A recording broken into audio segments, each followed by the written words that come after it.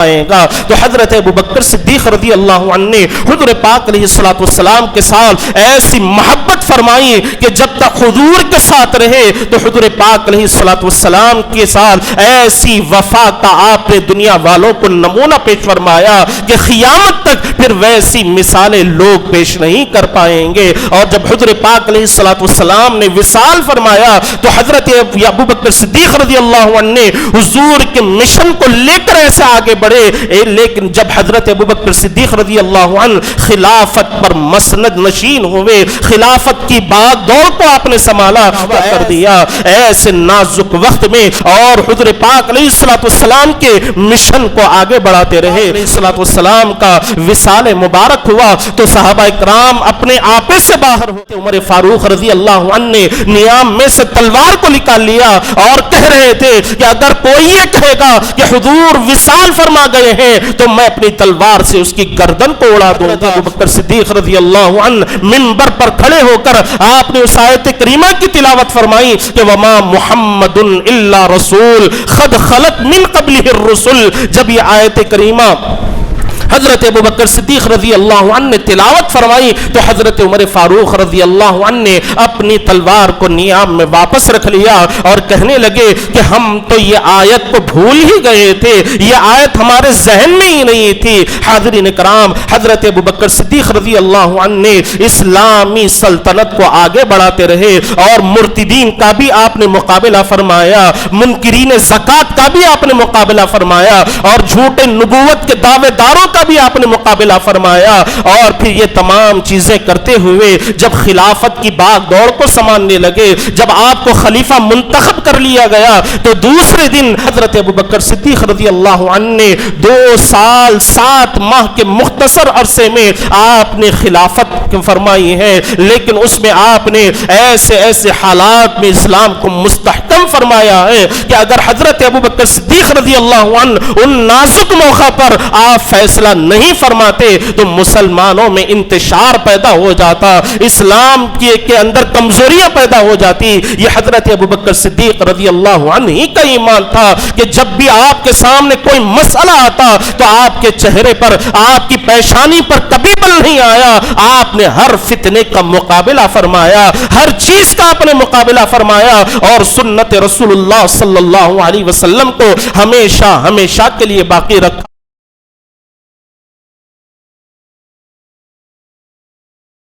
السلام علیکم ورحمۃ اللہ وبرکاتہ. الحمد للہ رب العالمین والعاقبۃ للمتقین والصلاة والسلام على سید الاشرف الانبیاء والمرسلین وعلى آلہ الطیبین الطاہرین واصحابہ اکرمین الاکرمین اجمعین. اما بعد فقد قال الله تبارك وتعالى في القرآن المجيد والفرقان الحميد. فاعوذ بالله من الشيطان الرجيم. بسم الله الرحمن الرحيم. والذي جاء بالصدق وصدق به أولئك هم المتقون. صدق الله العظيم. قال الله تبارك وتعالى في شأن حبيبه تعظيما وتكريما. ان الله وملائكته يصلون على النبي يا ايها الذين امنوا صلوا عليه وسلموا تسليما. اللهم صل على سيدنا محمد وعلى اله واصحابه افضل صلواتك وعدد معلوماتك وبارك وسلم. تمام حمد و تعریف اللہ رب العالمین کے لیے ہے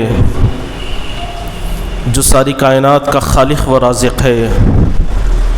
اور لاکھوں کروڑوں درود و سلام آخائے دو جہاں تاجدار مدینہ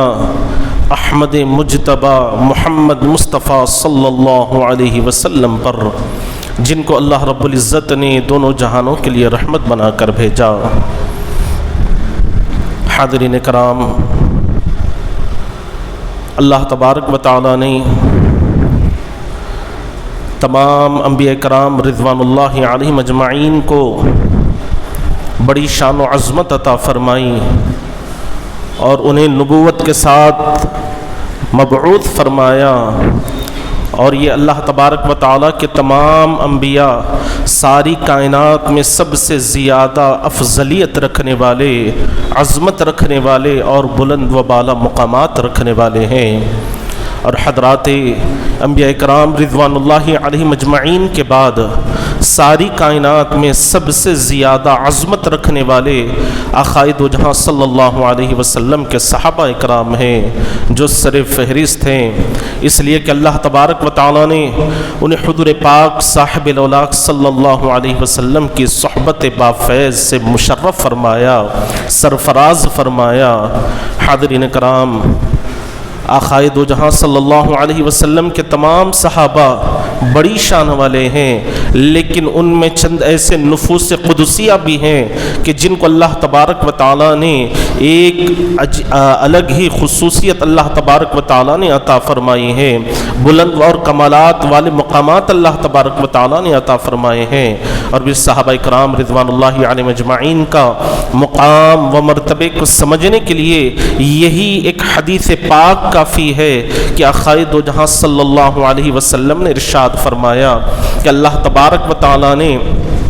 سارے کائنات کے انسانوں کے دلوں پر نظر ڈالی، ان کا انتخاب کرنے کے لیے نظر ڈالی، تو تمام کائنات کے انسانوں میں سب سے زیادہ پاک، سب سے زیادہ صاف اور سب سے زیادہ منزہ اگر کسی کا دل پایا تو وہ صحابہ کرام رضوان اللہ علیہم اجمعین کا اللہ تبارک و تعالیٰ نے ساری کائنات کے لوگوں میں سب سے زیادہ ان کے دل کو پاکیزہ پایا، ان کے دل کو پاک و صاف پایا، تو پھر اللہ تبارک و تعالیٰ نے ان کا انتخاب فرمایا اور انہیں میرا صحابی بنا دیا۔ اور پھر پیارے آقا فرماتے ہیں کہ میرے صحابہ جسے اچھا سمجھیں تو وہ اللہ تبارک و تعالیٰ کے پاس بھی اچھا ہے، اور جسے میرے صحابہ برا سمجھیں تو وہ اللہ تبارک و تعالیٰ کے پاس بھی برا ہے۔ حاضرین کرام، ہم اہل سنت والجماعت کا یہ عقیدہ ہے کہ حضور پاک صلی اللہ علیہ وسلم کے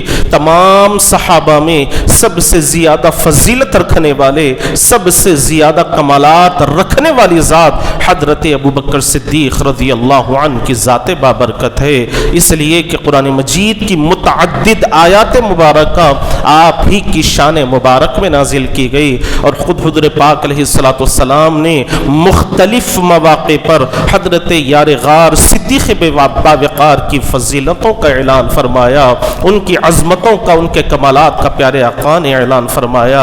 اور میں نے خطبے کے دوران جس آیت کریمہ کی تلاوت کرنے کا شرف حاصل کیا اس میں بھی اللہ تبارک و تعالی حضرت ابوبکر صدیق رضی اللہ عنہ کے ایمان کا ذکر فرما رہے ہیں، ان کی تصدیق کا ذکر فرما رہے ہیں، اور ان کے عمل صالح کا ذکر فرما رہے ہیں، اور ساتھ ہی ساتھ ان کے صحابیت کا ذکر بھی قرآن مجید میں موجود ہے۔ چنانچہ میں نے جو آیت کریمہ کی تلاوت فرمائی اس میں اللہ تبارک و تعالی فرما رہے ہیں کہ والذی جاء بالصدق وصدق به اولئک هم المتقون، کہ اور جو سچی بات لے کر آئے اور جس نے ان کی تصدیق کی تو وہی لوگ پرہیزگار ہے، وہی لوگ تقوی والے ہیں۔ تو حضرت امام فخر الدین رازی رحمۃ اللہ علیہ اس آیت کریمہ کے متعلق فرماتے ہیں کہ اس آیت مبارکہ سے مراد جو سچی بات لے کر آئے ہیں وہ آقائے دو جہاں صلی اللہ علیہ وسلم کی ذات بابرکت ہے، اور جنہوں نے ان کی تصدیق کی ہے اس سے مراد حضرت ابوبکر صدیق رضی اللہ عنہ کی ذات بابرکت ہے۔ اور اس کی روایت حضرت مولا کائنات علی المرتضی کرم اللہ وجہہ الکریم نے فرمائی ہے، اور اکثر مفسرین کرام سے بھی یہ روایت منقول ہے۔ تو حاضرین کرام، حضور پاک صلی اللہ علیہ وسلم نے اپنے یار غار صدیق باوقار کی مختلف مواقع پر ان کی فضیلتوں کا ذکر فرمایا، ان کے کمالات کا ذکر فرمایا، ان کی عظمتوں کا ذکر فرمایا۔ یہی وجہ ہے کہ حضرت ابوبکر صدیق رضی اللہ عنہ تمام صحابہ میں سب سے زیادہ افضلیت والا مقام رکھنے والے ہیں، سب سے زیادہ عظمت والا مقام رکھنے والے ہیں، اور ان کی عظمت کو سمجھنے کے لیے اتنا ہی کافی ہے کہ حضرت ابوبکر صدیق رضی اللہ عنہ کی ولادت واقعہ فیل کے 2 سال 4 ماہ کے بعد ہوئی، اور حضور پاک صلی اللہ علیہ وسلم فرماتے ہیں کہ اللہ تبارک و تعالیٰ نے حضرت ابوبکر صدیق رضی اللہ عنہ کی پیدائش کے ساتھ ہی ان کی عظمتوں کو اللہ نے آشکار فرما دیا، ان کی محبتوں کے سلسلے کو اللہ تبارک و تعالیٰ نے آشکار فرما دیا، اور جو لوگ ان سے محبت رکھنے والے ہیں ان کی فضیلتوں کا بھی اللہ تبارک و تعالیٰ نے ذکر فرما دیا۔ چنانچہ روایات میں آتا ہے کہ آقائے دو جہاں صلی اللہ علیہ وسلم نے فرمایا کہ جس دن حضرت ابو بکر صدیق رضی اللہ عنہ کی ولادت ہوئی تو آقا نے فرمایا کہ اللہ تبارک و تعالیٰ فرما رہے ہیں کہ مجھے اپنے عزت و جلال کی قسم، اے جنت میں تجھ میں انہی خوش نصیبوں کو داخل کروں گا جو تجھ سے محبت کرنے والے ہوں گے، جو اس نومولود سے عقیدت رکھنے والے ہوں گے، جو اس نومولود سے محبت کا اظہار کرنے والے ہوں گے۔ تو یہ مقام حضرت ابو بکر صدیق رضی اللہ عنہ کا ہے کہ جو ان سے محبت کرنے والا ہوگا اسے بھی اللہ تبارک و تعالی جنت میں داخل فرمائے گا، اسے بھی اللہ تبارک و تعالی جنت میں داخلہ عطا فرمائے گا۔ اور اسی کے اگر آپ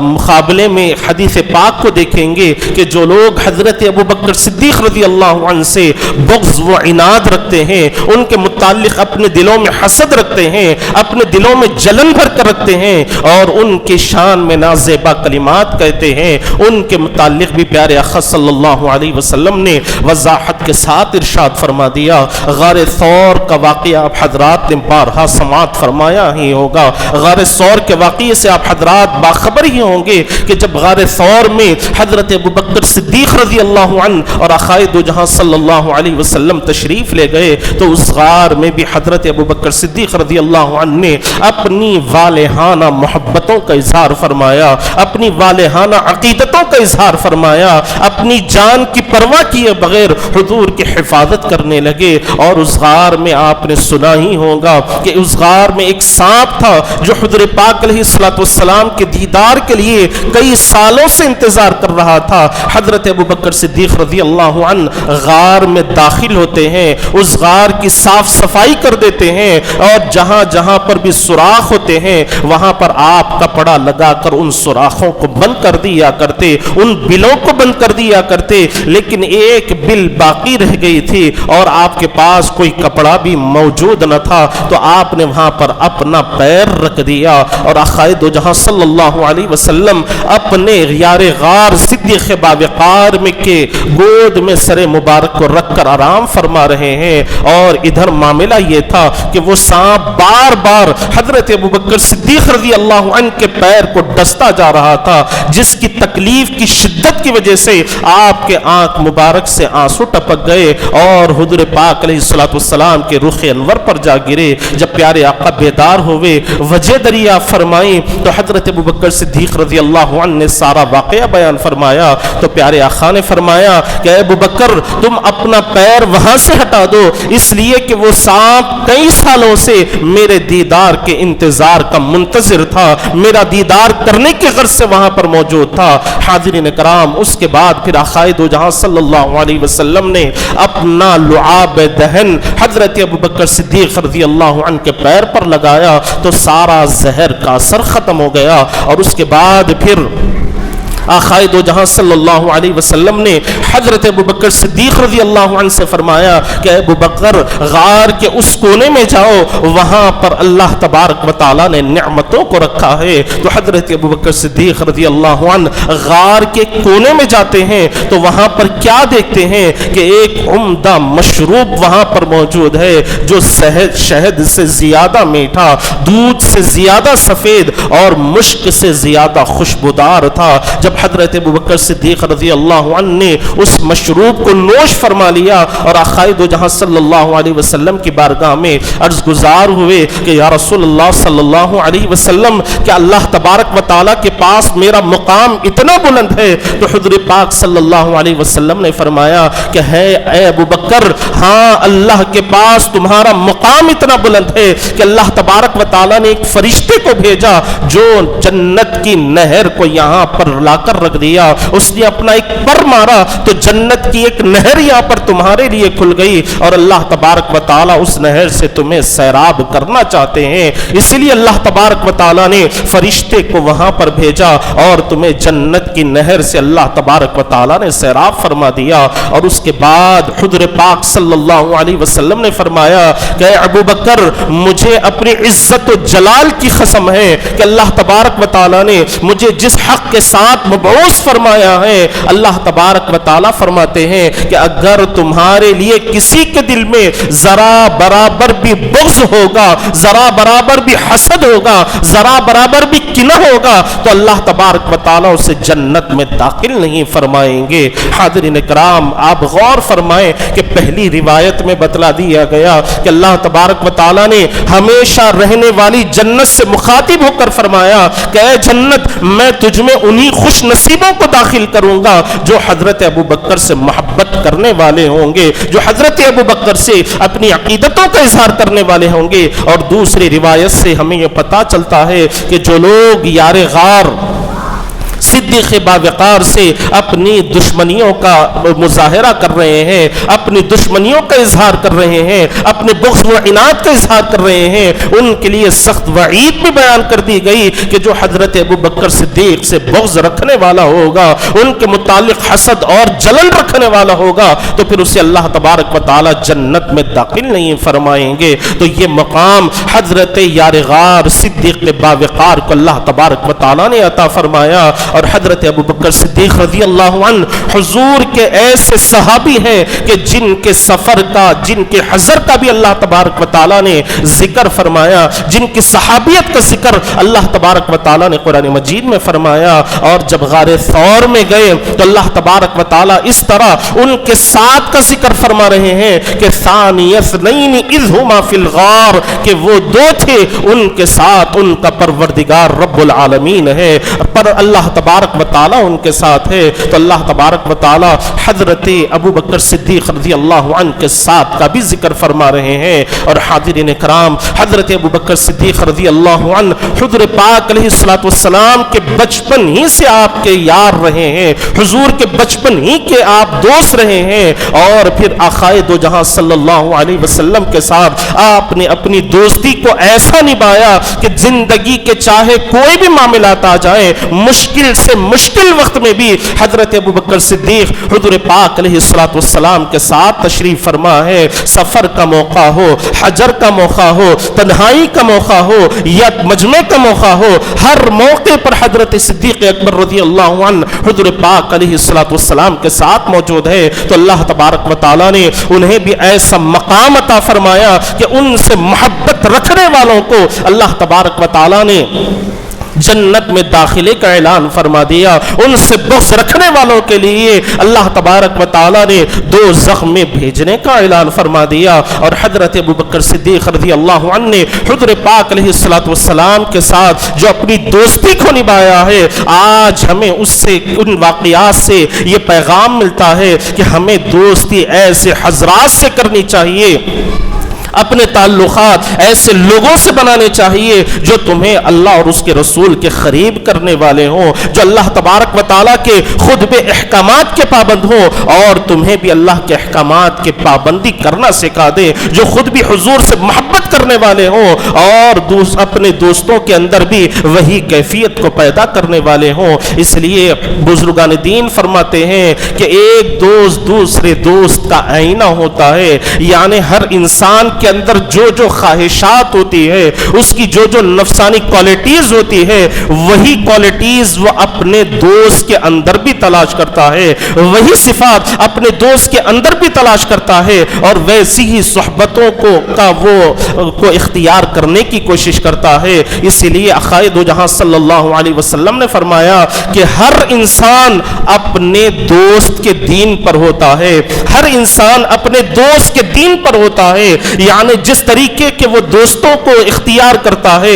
جس طریقے کی صحبتوں میں رہتا ہے، تو اس سے اندازہ لگانا بڑا ہی آسان ہے کہ اس کا کردار کیسا ہے، اس کا کیریکٹر کیسا ہے، اس کی فطرت کیسی ہے، وہ کس قدر اللہ اور اس کے حبیب سے محبت کرنے والا ہے، اور کتنا دنیاوی معاملات میں مبتلا ہے، کتنا وہ اللہ تبارک و تعالیٰ کی نافرمانیوں میں مبتلا ہے۔ تو حضرت ابوبکر صدیق رضی اللہ عنہ کی حیات طیبہ سے ہمیں یہ پیغام ملتا ہے کہ دوستی کرنی ہو تو ایسے حضرات سے دوستی کریں جو تمہیں اللہ کے قریب کرنے والے ہو جائیں، جو رسول اللہ کے قریب کرنے والے ہو جائیں۔ ایسے دوستوں سے دوستی نہ بنائیں جو تمہیں بے حیائی میں مبتلا کر دیں، جو اللہ کی نافرمانیوں میں مبتلا کر دیں، جو اللہ اور اس کے رسول سے دور کرنے والے ہو جائیں، ماں باپ سے دور کرنے والے ہو جائیں، رشتہ داروں سے دور کرنے والے ہو جائیں، بھائی بہن کے اندر نفرتوں کو پیدا کرنے والے ہو جائیں۔ ایسے لوگوں کی دوستی سے احتیاط کرنا چاہیے، اجتناب کرنا چاہیے، اور ایسے دوست بنانے چاہیے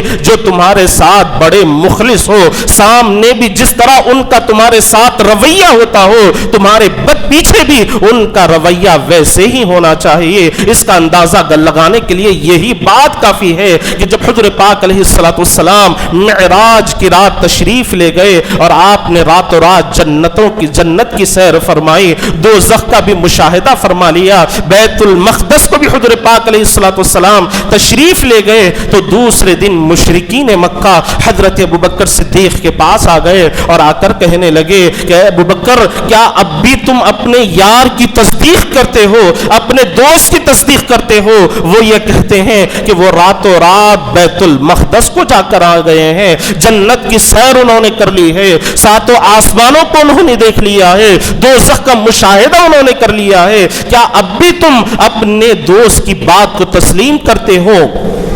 تو حضرت ابوبکر صدیق رضی اللہ عنہ نے ارشاد فرمایا کہ ہاں، میں اب بھی اپنے یار محمد الرسول اللہ صلی اللہ علیہ وسلم کی تصدیق کرتا ہوں، میں اپنے آقا کی تمام باتوں کی تصدیق کرتا ہوں جن کا ذکر میرے حبیب پاک صلی اللہ علیہ وسلم نے فرمایا۔ اگر میرے محبوب یہ کہتے ہیں کہ وہ راتوں رات بیت المقدس کو تشریف لے گئے ہیں، ساتوں آسمانوں پر تشریف لے گئے ہیں، جنت و دوزخ کو دیکھ لیا ہے، اللہ کا دیدار کر لیا ہے، تو یقیناً ہاں میرے دوست محمد الرسول اللہ صلی اللہ علیہ وسلم نے دیکھا ہے۔ تو حاضرین کرام، یہ حضرت ابوبکر صدیق رضی اللہ عنہ کا حضور پاک علیہ الصلوۃ والسلام کے ساتھ ایسا مضبوط تعلق تھا، ایسی سچی عقیدت تھی، ایسی سچی محبت تھی، اور اس سے ہمیں یہی پیغام ملتا ہے کہ ہم بھی اپنی زندگی میں اگر کسی کو دوست بنائیں تو ایسے حضرات کو بنائیں جن کے دلوں میں اللہ کی محبت ہو، جن کے دلوں میں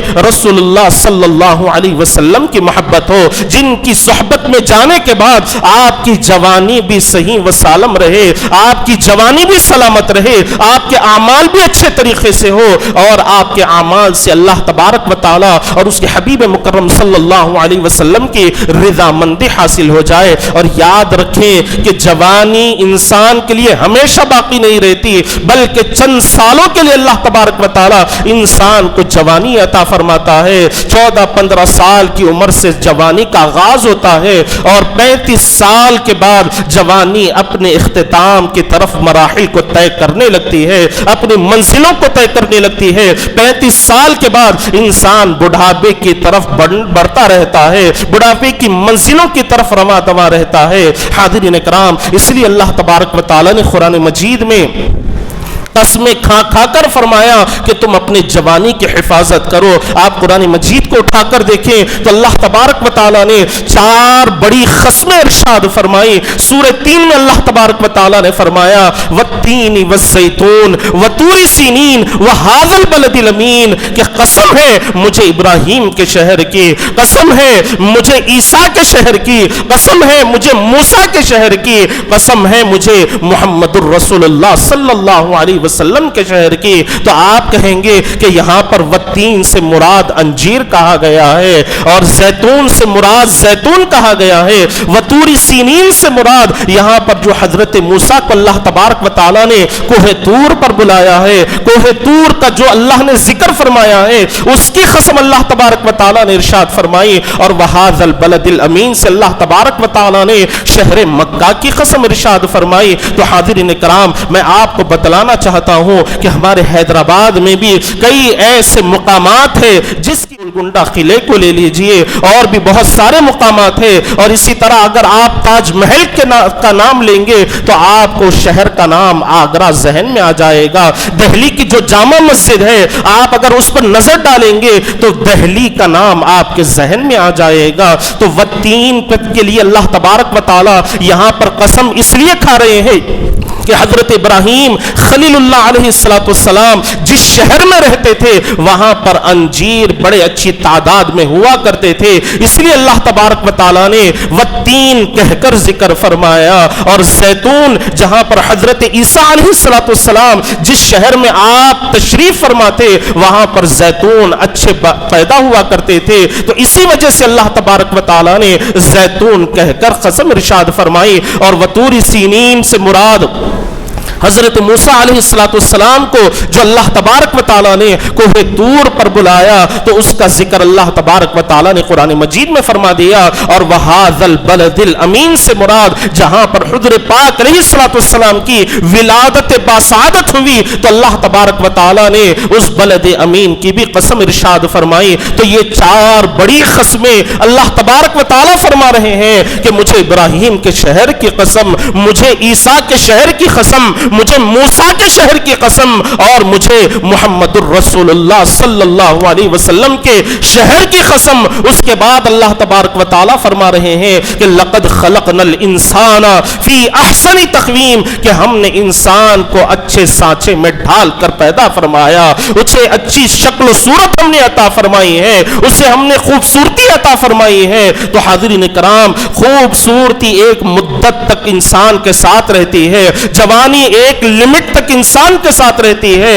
اگر انسان اپنی جوانی کو سلامت رکھ لے اور اپنی جوانی میں اللہ تبارک و تعالیٰ کی صحیح طور پر عبادت کر لے، اللہ تبارک و تعالیٰ کو راضی کرنے کی کوشش کر لے، تو یہ جوانی اس کے نجات کا ذریعہ بن سکتی ہے۔ اگر ہم اپنی جوانیوں کو بے حیائی کرتے ہوئے اپنی جوانیوں کو گزاریں گے اور بد اخلاقی کرتے ہوئے اپنی جوانی کے لمحات کو گزاریں گے اور اللہ کو ناراض کرتے ہوئے اپنی جوانی کے لمحات کو ضائع کریں گے، تو پھر اللہ تبارک و تعالیٰ فرما رہے ہیں کہ ثم رددناہ اسفل سافلین، کہ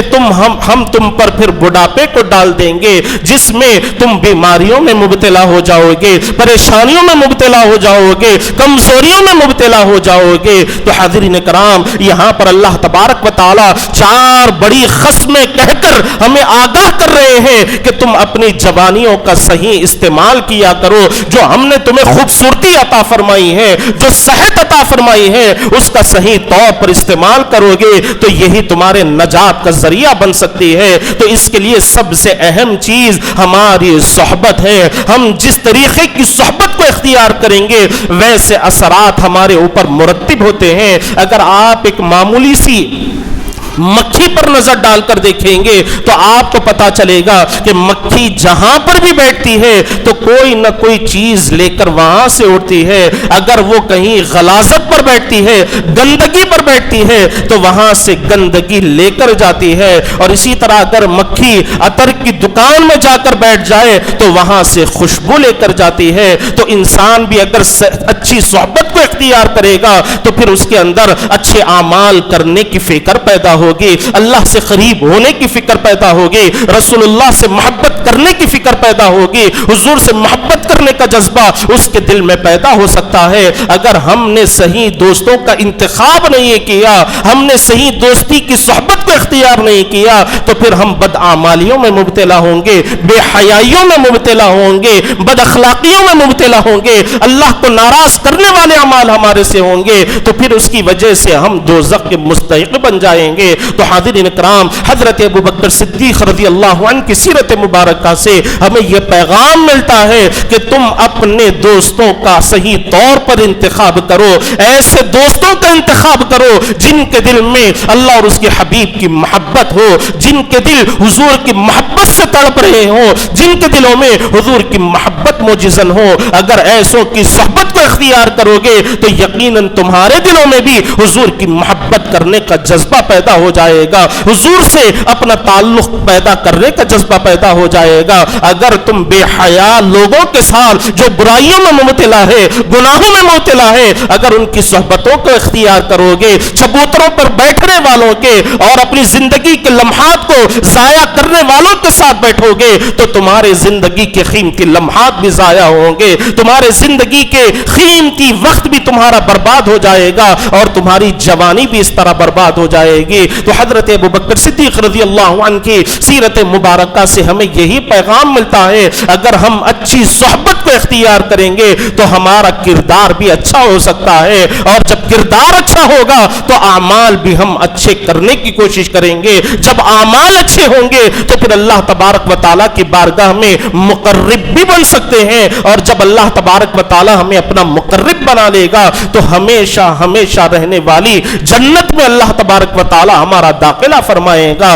تو حضرت ابو بکر صدیق رضی اللہ عنہ نے حضور پاک علیہ السلام کے ساتھ ایسی محبت فرمائی کہ جب تک حضور کے ساتھ رہے تو حضور پاک علیہ السلام کے ساتھ ایسی وفا کا آپ نے دنیا والوں کو نمونہ پیش فرمایا کہ قیامت تک پھر ویسی مثالیں لوگ پیش نہیں کر پائیں گے۔ اور جب حضور پاک علیہ السلام نے وصال فرمایا تو حضرت ابو بکر صدیق رضی اللہ عنہ نے حضور کے مشن کو لے کر ایسے آگے بڑھے، لیکن جب حضرت ابو بکر صدیق رضی اللہ عنہ خلافت پر مسند نشین ہوئے، خلافت کی باغ دوڑ کو آپ نے سنبھالا تو ایسا نازک وقت تھا کہ کچھ لوگ ایسے ہو گئے کہ جو مرتد ہو گئے تھے، جنہوں نے اسلام قبول کیا تھا وہ لوگ اسلام سے پھرنے لگے، کچھ ان میں ایسے بھی تھے کہ جنہوں نے زکوٰۃ دینے سے انکار کر دیا، کچھ ایسے بھی تھے کہ جنہوں نے جھوٹا نبی ہونے کا دعویٰ کر دیا۔ ایسے نازک وقت میں حضرت ابو بکر صدیق رضی اللہ عنہ نے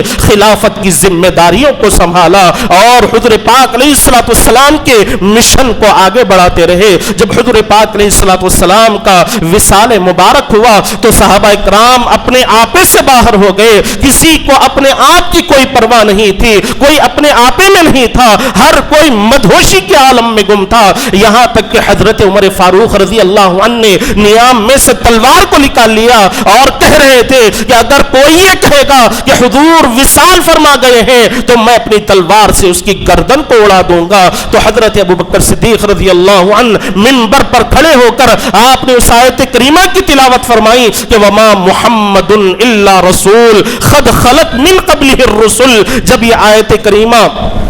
حضرت ابو بکر صدیق رضی اللہ عنہ نے تلاوت فرمائی تو حضرت عمر فاروق رضی اللہ عنہ نے اپنی تلوار کو نیام میں واپس رکھ لیا اور کہنے لگے کہ ہم تو یہ آیت کو بھول ہی گئے تھے، یہ آیت ہمارے ذہن میں ہی نہیں تھی۔ حاضرین کرام، حضرت ابو بکر صدیق رضی اللہ عنہ نے اسلامی سلطنت کو آگے بڑھاتے رہے اور مرتدین کا بھی آپ نے مقابلہ فرمایا، منکرین زکوٰۃ کا بھی آپ نے مقابلہ فرمایا اور جھوٹے نبوت کے دعوے داروں کا بھی آپ نے مقابلہ فرمایا، اور پھر یہ تمام چیزیں کرتے ہوئے جب خلافت کی باغ دوڑ کو سنبھالنے لگے، جب آپ کو خلیفہ منتخب کر لیا گیا تو دوسرے دن آپ کی عاجزی کا یہ عالم تھا کہ اپنے سر پر آپ کپڑے کی گٹری کو لے کر نکل جاتے ہیں۔ راستے میں جب حضرت عمر فاروق رضی اللہ عنہ سے ملاقات ہوتی ہے اور فاروق اعظم نے پوچھا کہ اے ابو بکر آپ کہاں جا رہے ہیں، تو حضرت یار غار صدیق باوقار نے ارشاد فرمایا کہ میں اپنے اہل و عیال کا خرچ پورا کرنے کے لیے جا رہا ہوں، بازار میں یہ کپڑے بیچنے کے لیے جا رہا ہوں جس کی وجہ سے میرے گھر والوں کی ضروریات پوری ہوں گی۔ تو حضرت عمر فاروق رضی اللہ عنہ نے فرمایا کہ اگر آپ اپنے گھر والوں کی ضروریات کو پورا کریں گے تو پھر مسلمانوں کی ذمہ داریوں کو کون نبھائے گا، اسلامی فتوحات میں کون حصہ لے گا اور خلافت کی ذمہ داریوں کو کون سنبھالے گا۔ چنانچہ اس کے بعد پھر آپ کے لیے ایک وظیفہ مقرر کر دیا گیا फरमाया, उसी पर हजरत अबू बकर सिद्दीक रज़ी अल्लाह अन्हु अपनी जिंदगी गुजारने लगे। और आपकी सादगी का यह आलम था कि जब खलीफा बन गए उस वक्त भी आपका यह मामूल रहा कि आप अपने कबीले के लोगों के पास जाते और उनके बकरियों का दूध निकाल कर उन्हें दिया करते। जब आप खलीफा बन गए तो एक लड़की ने आकर पूछा कि क्या कल से आप हमारी बकरियों का दूध नहीं निकाल कर देंगे? तो हजरत अबू बकर सिद्दीक रज़ी अल्लाह अन्हु ने फरमाया, मैं खलीफा बन गया हूं तो इसकी वजह से कल से मैं तुम्हारे बकरियों का दूध नहीं निकालूंगा, ऐसा कभी नहीं हो सकता। खलीफा बनने से पहले जो मेरा मामूल था, खलीफा बनने के बाद भी मेरा वही मामला रहेगा। और इसी तरह रिवायात में एक वाकया ये भी बयान कर दिया गया कि हजरत अबू बकर सिद्दीक रज़ी अल्लाह अन्हु की आजिज़ी व इनकिसारी का यह मामला है कि खलीफे वक्त है, उसके बावजूद भी एक नाबीना बूढ़ी के घर जाते हैं, उसके घर का तमाम काम काज किया करते हैं, उसके लिए खाना पकाते हैं और खुद उसके अपने हाथ से उस बुढ़िया को खाना खिलाते हैं। और इसी तरह जब हजरत उमर फारूक को मालूम हुआ तो आप उस बुढ़िया के घर पर चले गए और जाकर दरवाजे पर दस्तक दी। जब वो बुढ़िया बाहर आई तो उसने पूछा कि कौन है? तो फारूक आजम ने कहा कि मैं उमर बिन खत्ताब हूं। ऐ बूढ़ी माँ, मैं तुम्हारी खिदमत करना चाहता हूं, तुम्हारी जरूरियात को पूरा करना चाहता हूं। तो उस बुढ़िया ने कहा कि तुमसे ये काम कभी नहीं हो पाएगा। तो फारूक आजम बड़े ताज्जुब में पड़ गए कि ऐसा इस तरह इस बुढ़िया ने जुमला क्यों इरशाद फरमाया। जब आपने वजह दरिया फरमाई तो उस बूढ़ी खातून ने कहा कि एक शख्स जो कई सालों से आता है और आकर मेरी खिदमत करता है और हर रोज मैं उससे उसका नाम पूछती हूं तो वो नाम नहीं बताता, और तुमने आते ही पहले दिन अपना नाम बता दिया, तुमसे मेरी खिदमत नहीं हो पाएगी। तो इससे मालूम होता है कि हजरत अबू बकर सिद्दीक रज़ी अल्लाह अन्हु खलीफा होने के बावजूद भी आपकी आजिज़ी व इनकिसारी का मामला यह था कि उस बूढ़ी नाबीना खातून के घर जाते हैं, उसके घर की साफ सफाई करते हैं, उसकी सारी जरूरियात का इंतजाम फरमाते हैं, खुद अपने हाथों से खाना पकाते हैं और उस बुढ़िया को अपने हाथों से खाना खिलाते हैं। तो हाज़िरीन कराम, ये हजरत अबू बकर सिद्दीक रज़ी अल्लाह अन्हु ने दुनिया वालों को पैगाम दिया कि अगर तुम अपनी जरूरियात पर दूसरों की जरूरियात को तरजीह दोगे तो अल्लाह तबारक व तआला तुम्हें दुनिया में भी सुरखुरू फरमाएगा और आखिरत में भी अल्लाह तबारक व तआला हमेशा रहने वाली जन्नत में अल्लाह तबारक व तआला तुम्हारा दाखिला फरमाएगा। अल-गर्ज़ हाज़िरीन इकराम, हजरत अबू बकर सिद्दीक रज़ी अल्लाह अन्हु ने 2 साल 7 माह के मुख्तसर अरसे में आपने खिलाफत फरमाई है, लेकिन उसमें आपने ऐसे ऐसे हालात में इस्लाम को मुस्तहकम फरमाया है कि अगर हजरत अबू बकर सिद्दीक रज़ी अल्लाह अन्हु उन नाजुक मौका पर आप फैसला नहीं फरमाते तो मुसलमानों में इंतशार पैदा हो जाता, इस्लाम के अंदर कमजोरियां पैदा हो जाती। ये हजरत अबू बकर सिद्दीक रज़ी अल्लाह अन्हु ही का ईमान था कि जब भी आपके सामने कोई मसला आता तो आपके चेहरे पर, आपकी पेशानी पर कभी बल नहीं आया, आपने हर फितने का मुकाबला फरमाया, हर चीज का आपने मुकाबला फरमाया और सुन्नत रसूलुल्लाह सल्लल्लाहु अलैहि वसल्लम को हमेशा हमेशा के लिए बाकी रखा। इस्लाम की बुनियादों को आपने मजबूत फरमाया। हुज़ूर पाक अलैहिस्सलाम की शरीयत मुताहिरा के पैगाम को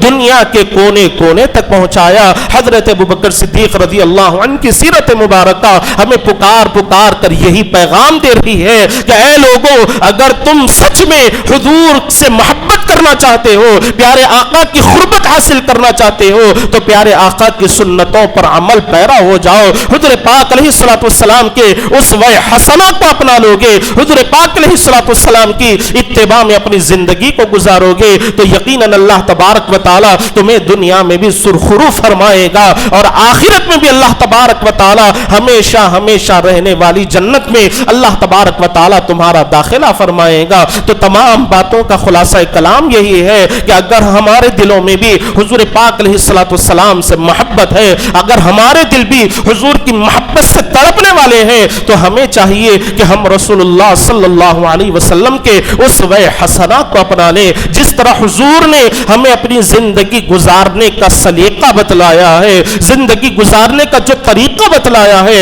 अगर हम उस पर अमल करेंगे और सारी जिंदगी सिरात मुस्तकीम पर चलते रहेंगे तो फिर अल्लाह तबारक व तआला हमें बेशुमार नेमतें عطا فرمائے گا اور اس کا بدلہ اللہ تبارک و تعالی ہماری نسلوں میں بھی باقی رکھے گا. جس طرح آپ نے گزشتہ جمعہ سنا ہے کہ اگر ہم کوئی اچھا نیک عمل کرتے ہیں تو اللہ تبارک و تعالی ہماری نسلوں میں بھی اس کی برکت عطا فرماتا ہے, اور اگر ہم کوئی برا کام کرتے ہیں تو اس کا بدلہ بھی اللہ تبارک و تعالی ہماری نسلوں میں باقی رکھتا ہے. تو ہمیں چاہیے کہ جب اللہ تبارک و تعالی قرآن مجید میں یا ایھا الذین آمنو کہہ کر اللہ تبارک و تعالی ہم سے خطاب فرما رہے ہیں, ایسا کلمہ اللہ تبارک و تعالی, ایسا جملہ ہمارے لیے ارشاد فرما رہے ہیں جو پچھلے قوموں کے نبیوں سے اللہ تبارک و تعالی خطاب فرماتے ہیں, ویسے عظمت والے کلمے کے ساتھ یا ایھا الذین آمنو, اے ایمان والو کہہ کر جب اللہ تبارک و تعالی ہماری عزت کو بڑھا رہے ہیں, کنتم خیر امۃ کہہ کر اللہ تبارک و تعالی ہمارا مقام و مرتبہ بتلا رہے ہیں, تو پھر ہمیں بھی چاہیے کہ اس مقام مرتبے کا لحاظ رکھتے ہوئے, ان کلمات کی قدر کرتے ہوئے ہمیں اللہ تبارک و تعالیٰ کے احکامات کی پابندی کرنی چاہیے اور رسول اللہ صلی اللہ علیہ وسلم کی سنتوں پر عمل کرتے ہوئے اپنی زندگیوں کو گزارنا چاہیے. آخر میں دعا ہے کہ جو کچھ کہا گیا, جو کچھ سنا گیا, اس پر اللہ تبارک و تعالی ہم تمام کو عمل کرنے کی توفیق عطا فرمائے اور ہمیں ساری زندگی صراط مستقیم پر چلنے کی توفیق عطا فرمائے. اور جس طرح حضرت یار غار صدیق باوقار رضی اللہ عنہ نے حضور سے محبت فرمائی ہے, ایسے ہی محبت کرنے کا جذبہ اللہ تبارک و تعالی ہمارے دلوں میں پیدا فرمائے. وآخر دعوانا الحمد للہ رب العالمین.